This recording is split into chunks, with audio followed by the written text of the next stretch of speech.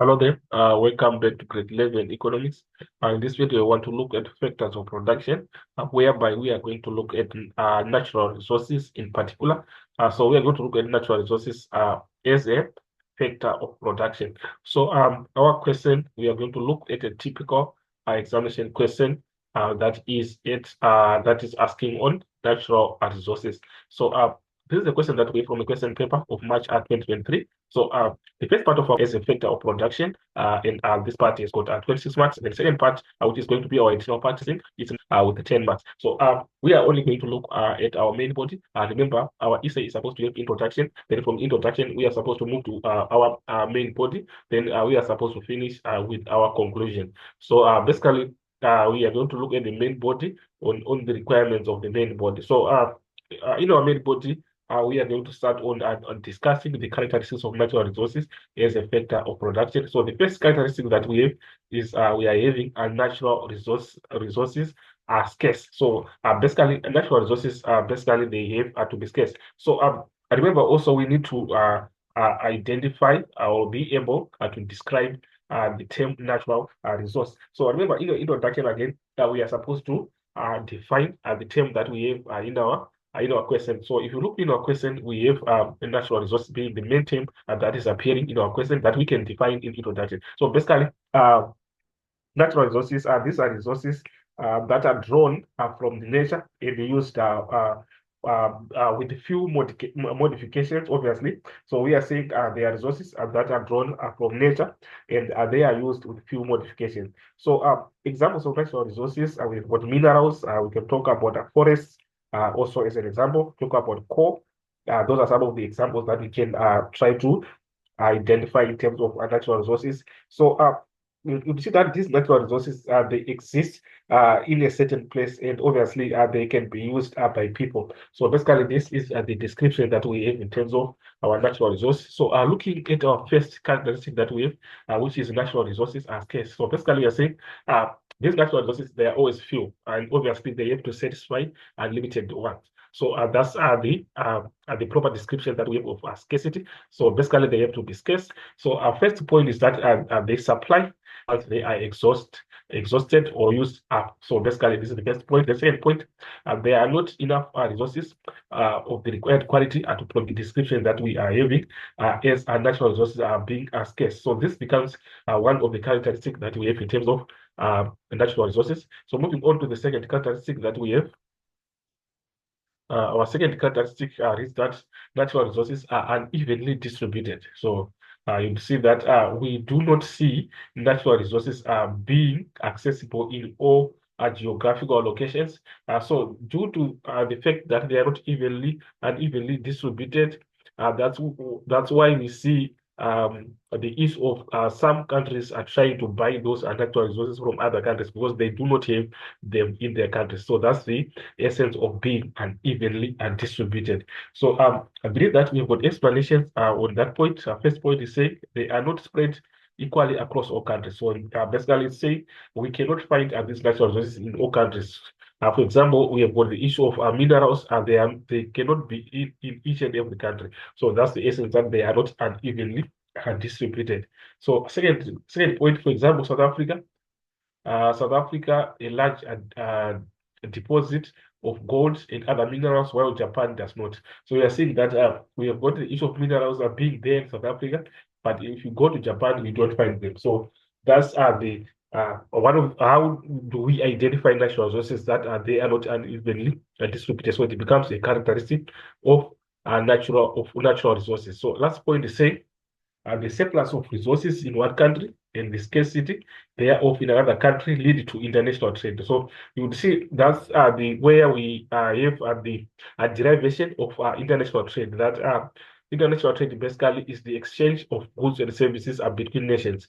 So obviously, that's why we see some countries importing natural resources from other countries where there are resources. So in this case, we are seeing that Japan can, in a way, buy those natural resources in the form of gold from South Africa because they do not have them in their countries. So that's the description of being unevenly distributed. So this is the point that we have. The next point in terms of characteristics, the next characteristic that we have is that they have to be transformed.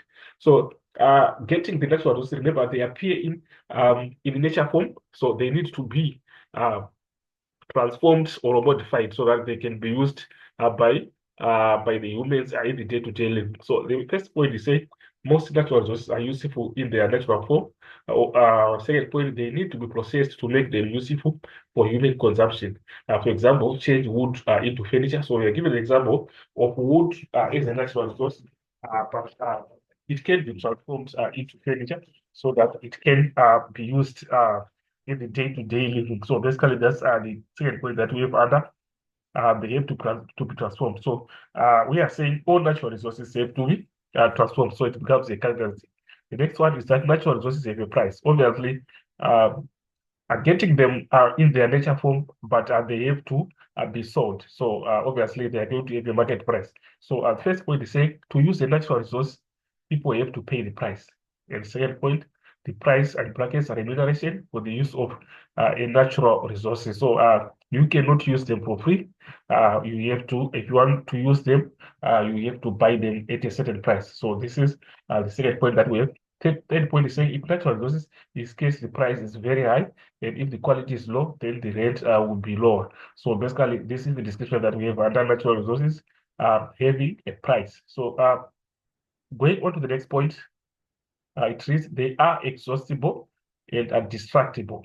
So exhaustible meaning they can be finished. So that's how we can describe by being exhaustible. That is being capable, or we are saying capable of being used up completely. That's exhaustible.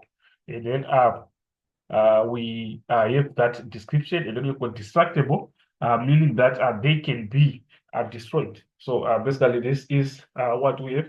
Then explanations under that point, natural resources and fossil fuels are exhausted when they are mined, for example, non-renewable resources. So we are saying when they get exhausted, we are saying they are finished. That's how we explain being exhausted. The next second point, if farmers do not have fertilizers, agricultural land would become infertile and its ability to produce crops is destroyed. So that's how the being distractible come into play. So now we are saying that how do we identify natural resources? We identify them by being exhaustible and distractible. So it becomes a characteristic. So this is what we have on this point, and then we can try to move on to the next point that we have. So this becomes the last point that we have in terms of the characteristics of natural resources. So going to the second part of our question, which is going to be the additional part, it reads, how can South Africa benefit from processing its natural resources into finished goods before exporting them? So basically, the issue of modifying the natural resources or developing the natural resources, how can it benefit South Africa as a country before they sell them outside the country, sell them outside the country is exporting. So we are going to see that there are many benefits that South Africa can get by processing the natural resources. So those are the points that we are going to look at on the second part, whereby we are saying there will be creation of jobs, the creation of job opportunities that result from value-adding activities during processing or manufacturing. So we are saying for us to process those natural resources, obviously, the businesses has to expand their production capacities so that they can be able to process them. So by so doing, they are going to accommodate more workers, and we are going to see that unemployment is going to go down. We are going to have more local citizens being employed during the processing activities. So basically, that becomes the first benefit that we have. Second benefit is that the diversification of the economy, which creates a wide range of economic activities. So we are saying by so doing, by processing, again, it comes as a way of diversifying economic activities. Diversifying, we are saying the economy is not only going to depend on one sector of the economy. For example, we are saying it only concentrates on the primary sector only, or is concentrating on the tertiary sector. So by processing, we are saying we are expanding, or we are expanding the activities that are taking place under the secondary sector, whereby there is processing that takes place there. So we are saying we are diversifying. So basically, that's what we have on the second part. The third point, aiding foreign exchange as more goods would be exported to foreign markets. So as they are exporting, obviously the local economy is going to benefit from foreign currency that is going to be attained by selling those natural resources outside the country after being processed. So basically that the foreign currency is going to be used in many respects. For example, if you want to purchase um, goods or services from other countries, we can use that foreign currency. So this is what we have. Then we're also going to notice an increased terms of trade. So we are having a new term coming in terms of trade.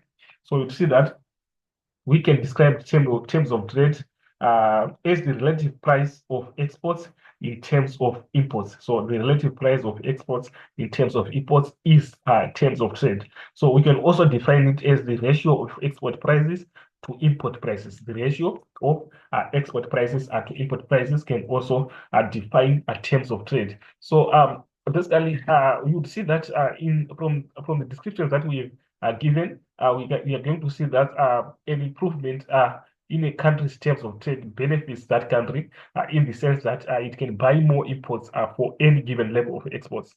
So that's the benefit that that country can get. So it is influenced by the exchange rate. So you'll see that the exchange rate plays a major role in determining the terms of trade. Because a rise in the value of a country's currency lowers the domestic prices of its imports. So basically, that's what we have in terms of our terms of trade. So that was an explanation that we have on the terms of trade, is we are seeing that there is an increase of terms of trade by processing the raw materials.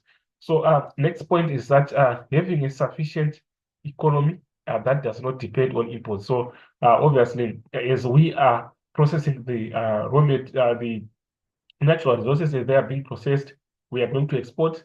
So it means we are not going only to depend on our imports by processing.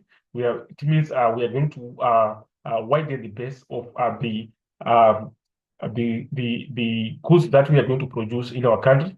So we are not only going to depend on imports. Remember, when we import, it means we are going to access goods or services outside the country that are not there in our country. So when we process those natural resources, it means we are making the goods that were not available in our local economy available. So it's going to reduce the demand for imports. So basically, that's what we have. Then our next point, increased tax revenue for government.